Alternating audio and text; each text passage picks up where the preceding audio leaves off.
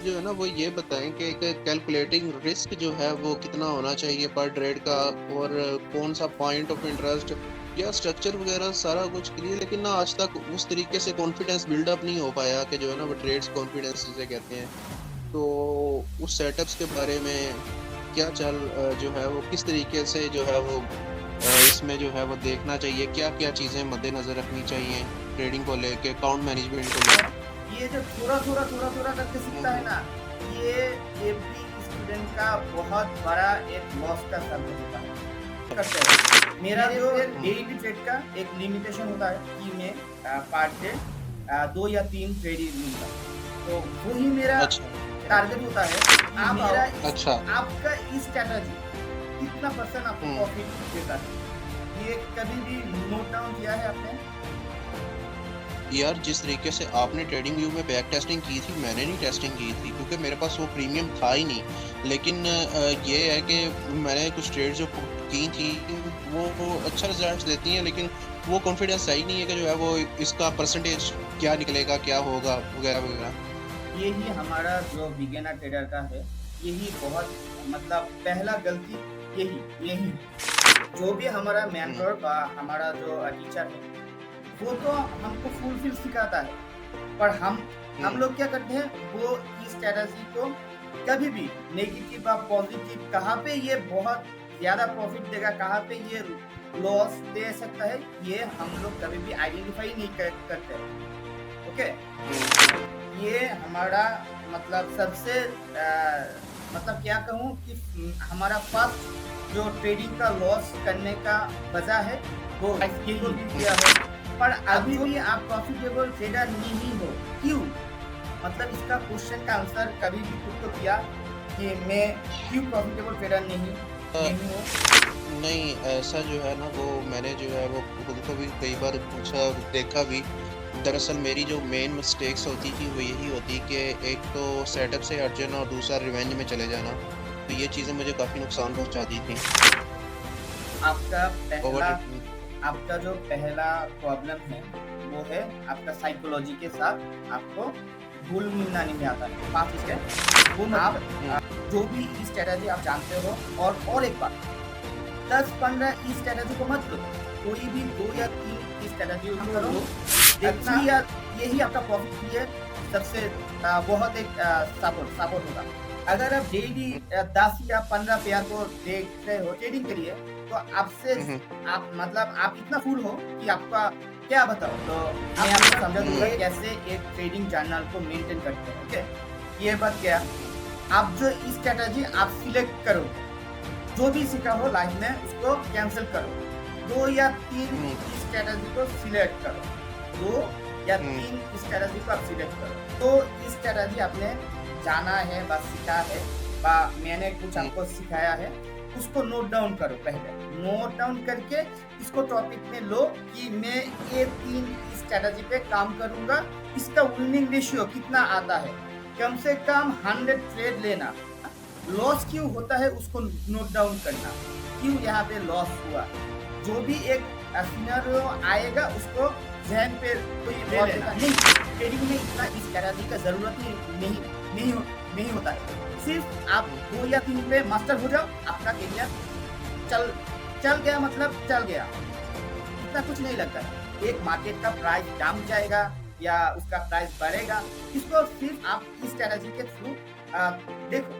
क्या कहते हैं, न्यूज़ का थोड़ा सा ज्ञान है तो उसको भी काम में लगाओ, देखो क्या होता है। मनी मैनेजमेंट आप कैसे करोगे, और जब भी ट्रेड लॉस थोड़ा सा ध्यान से लेना, क्योंकि आपका एवरी कॉन्फर्मेशन, आपका जो भी आप ट्रेड लेने चाहते हो, जो स्ट्रेटजी है वो आपको थोड़ा थोड़ा करके कन्फर्मेशन देगा।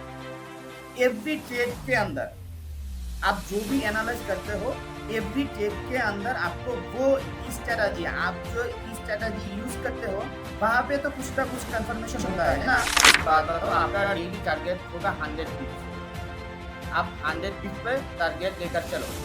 अगर 100 पिप्स पर टारगेट लेके चलो, अगर आप इस स्लॉट को यूज करते हो तो आपको 100 पिप्स पर डे कितना मिलता है?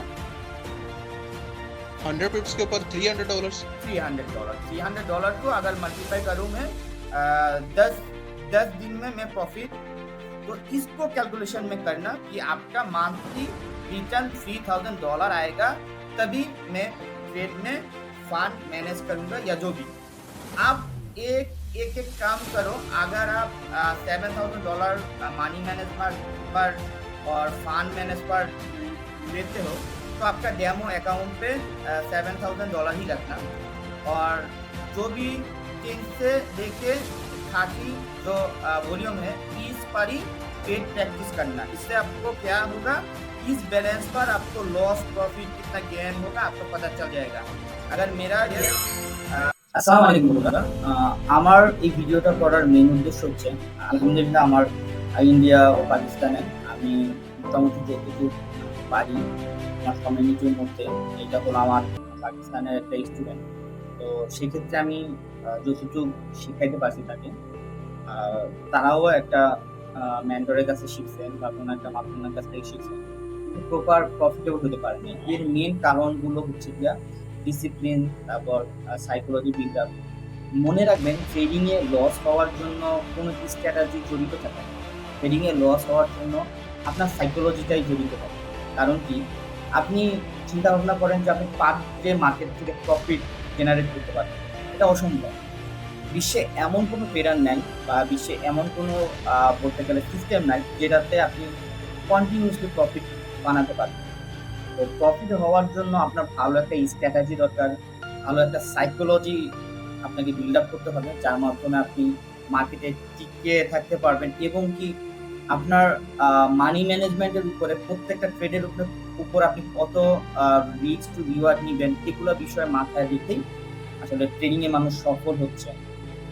আমরা মূলত এই মার্কেটে এই চিন্তা নিয়ে আসি শুরুর অবস্থায় যে আমরা একটা স্ট্র্যাটেজি শিখবো, তারপর ডিপোজিট করব, তারপর আমরা প্রফিট করা স্টার্ট করব। আসলে না, একটা স্ট্র্যাটেজি আপনার শেখার জন্য অনেকটা টাইম দিতে হবে।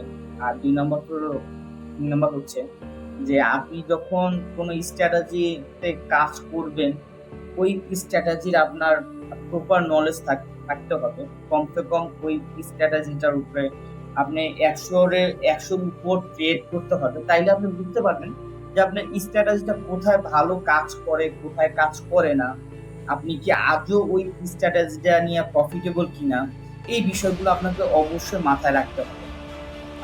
আমার পাকিস্তানি বন্ধু, তো ওকে আমি ট্রেডিং শিখাইছি সামহাউ, ও আমার কাছে আসছিল থ্রু ওয়েবসাইট। তো আপনারাও চাইলে আমার ফরেক্স ট্রেডিং এর ওয়েবসাইট আছে www.forextradingbangla.com, যখন আপনি গুগলে সার্চ দিবেন তো আমার ওয়েবসাইটটি পাবেন। অবশ্যই স্পেস দিবেন না, www.forextradingbangla.com। যেটা আমি বলছিলাম যে ট্রেডিং করার জন্য আপনার ট্রেডিং শেখার জন্য বা ট্রেডিং এ প্রফিট করার জন্য আপনার অবশ্যই 3টা জিনিস থাকা অনেক জরুরি।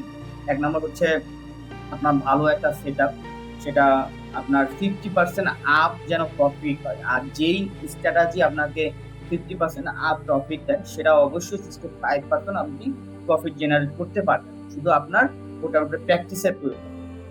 2 নম্বর হচ্ছে আপনার সাইকোলজিটা বিল্ড আপ করা, যে আমি পার ডে আমার প্রফিটের দরকার নেই, আমি আমার ব্যালেন্সটা যদি সেভ করতে পারি তাইলে আমি অটোমেটিকলি প্রফিটে যাব। কারণ আমার যেই ট্রেডিং সেটআপ আছে, আমার এই ট্রেডিং সেটআপ আমাকে 65% এর উপরে প্রফিট দেয় বা 65% এর নিচে প্রফিট দেয়। তো আমি 1:2 বা 1:3 পর্যন্ত যদি আমি প্রফিট নেই, তাতেও আমি প্রফিট হই অ্যাটলিস্ট। তো সেই ক্ষেত্রে ট্রেডিং এর বিষয়গুলো হচ্ছে, ট্রেডিং আসলে যুদ্ধ করার জায়গা না। ট্রেডিং এ আপনি নর্মালি ভাবে আপনার সাইকোলজিটাকে বিল্ড আপ করে নিজস্ব সেটআপকে ভালোভাবে ঝালাই করে ফান্ডামেন্টাল নিউজের একটু মানে জ্ঞান নিয়ে আপনি প্রফিটেবল ট্রেডার করতে পারেন। প্রত্যেকটা দেশেরই প্রত্যেকটা মানুষই যখন ট্রেডিং এ করতে যায় বা ট্রেডিং শিখতে যায়, সবাই এই প্রবলেমের ফেসটা হয় যে আমি ট্রেডিং এর সেটআপ হিসেবে কাজ করতেছি কিন্তু আমি প্রফিট করতে পারতেছি না। কেন করতে পারতেছি না? সাইকোলজির জন্য। তো সাইকোলজি আপনার ট্রেডিং এ আমি বলবো 50% কাজ করে, আর আপনার ওই যে যেই সেটআপটা আপনি শিখছেন সেটা আপনার ট্রেডিং এর 20% এর মতো কাজ করে, আর বাকিটা আপনার ফান্ডামেন্টাল অ্যানালাইজ বা অন্যান্য যে বিষয়গুলো আছে আপনার স্কিল ডেভেলপ হওয়ার পর ও বাকিগুলো কাজ করে। মেন কথা হচ্ছে আপনার ট্রেডিং এর জন্য সাইকোলজি বিল্ড আপ করা অত্যন্ত জরুরি। উইদাউট সাইকোলজি বিল্ড আপ, মানি ম্যানেজমেন্টের সাথে টিকে না থাকলে আপনি কখনো ভাই প্রফিটেবল হতে পারবেন না। তো ভিডিওটা যদি ভালো লাগে অবশ্যই বন্ধুদের সাথে শেয়ার করে দিবেন, আর আমাদের সাথে যুক্ত থাকবেন। ফরেক্সের নতুন কোনো ভিডিওর জন্য আমি কোনো লোভনীয় বিজ্ঞাপন দিই না যে 26 সাল চলে আসছে, 25 সাল চলে গেল, আপনার কি করতে পারলেন না, তারপর গাড়ি ঘোড়া ভাই, ট্রেডিংটা আসলে কোনো লোভনীয় জিনিস। ট্রেডিংটা হচ্ছে আপনার নিজের মাইন্ডের সাথে যুক্ত করে প্রফিট বের করা, আর মার্কেটের প্রপার অ্যানালাইজ করে মার্কেটের প্রপার ইনফরমেশন জানা। তো আজকে ভিডিওটা এই পর্যন্ত, কথা বাড়াবো না। ভালো থাকবেন, সুস্থ থাকবেন, আবার দেখা হবে ফরেক্স ট্রেডিং বাংলার নতুন কোনো ভিডিওতে। আল্লাহ হাফেজ।